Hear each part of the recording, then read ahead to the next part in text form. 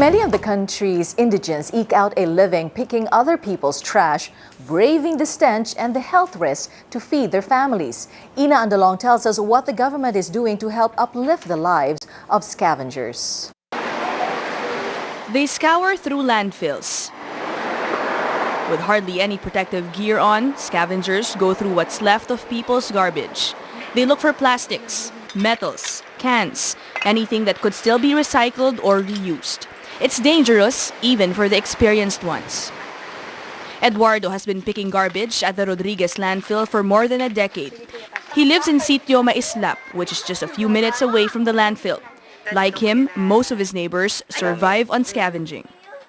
We're here at Eduardo's house. Now beside me is a sack filled with a little of what Eduardo has collected over the past few days. Now these sacks are very common in households here as most of Eduardo's neighbors are pickers or scavengers like him. Now let's look at what's inside this sack. Now there's an empty bottle, an old pair of shades, tin cans. Now once they fill a sack, each sack they can sell them for 50 pesos no matter what is inside. Eduardo shares his most dreadful experience on the job.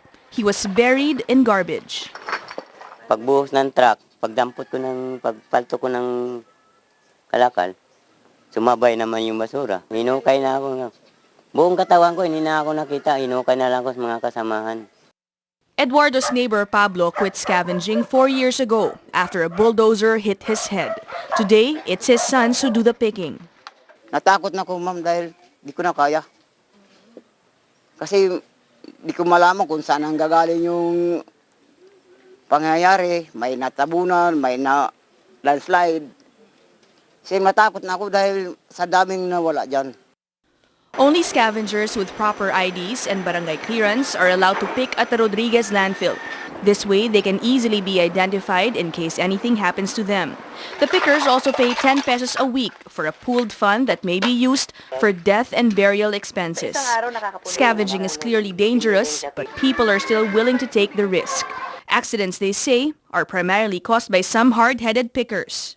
Sa kahirapan ng buhay, binabaliwala yung pangaral sa mga nakakataas. Kung susunod lang mo sa patakaran sa mga opisyalis, sana walang mangyayari. Kasi ang maganda kasi diyan, wala kang amo. Pag uwi mo, gusto kang magpahinga. Yan ang kagandahan diyan. With proposals to incinerate garbage in the future, many scavengers fear losing their jobs. The government, however, has plans for pickers who may be displaced from landfills. The National Solid Waste Management Commission plans to get them work in their respective barangays to segregate garbage. They are more familiar with the materials na kailangang i-recover. So, mas malaki yung magagawa nila kung sa source mismo ay kasama na sila. Lahat ang items alam ko eh. Nakukuha ko lahat mga mineral o ano. Basta pakinabangan, nadadampot namin. Ultima ng bubog, kinukuha namin ma'am yan.